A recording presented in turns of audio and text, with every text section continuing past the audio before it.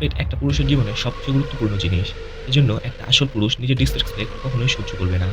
কিন্তু আসল কথা হলো আজকালকার পুরুষরা জানে না কিভাবে রেসপেক্ট পাওয়া যায়। এর জন্য তার ভ্যালুয়েবল কথাকেও মানুষ পাত্তা দেয় না এবং তাকে ইগনোর করে।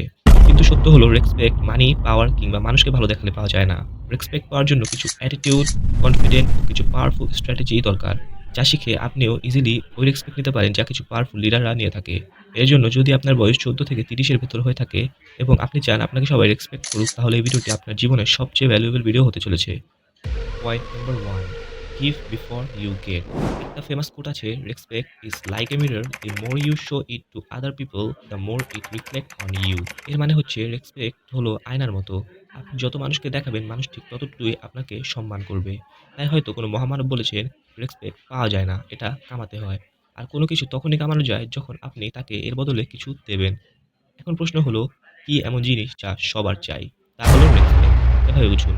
যেমন আপনি রেসপেক্ট পছন্দ করেন, তেমনি আপনার সামনের মানুষটি ঠিক রেসপেক্ট পছন্দ করে। তাই কেউ যদি আপনার সাথে সম্মান দিয়ে কথা বলে, তবে আপনিও তাকে সম্মান দিন। আর কেউ যদি আপনাকে ডিসরেসপেক্ট করে কথা বলে, তাহলে আপনি সোজাসুজি তাকে ইগনোর করুন।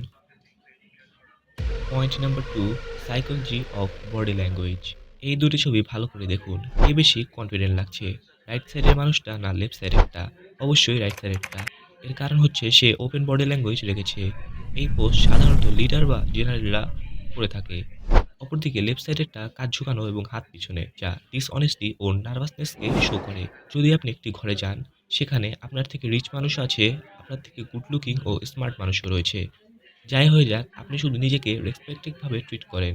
আপনি যদি হাত সামনে সিনা টান এবং ওপেন বডি ল্যাঙ্গুয়েজ ফলো করেন, তাহলে সেই ঘরে থাকা প্রত্যেকটা মানুষ আপনাকে রেসপেক্ট করতে বাধ্য হবে। তাই সবসময় ওপেন বডি ল্যাঙ্গুয়েজ মেইনটেইন করার চেষ্টা করুন। Point number 3, speak less, listen more. Thomas Shelby কেন এত ফেমাস?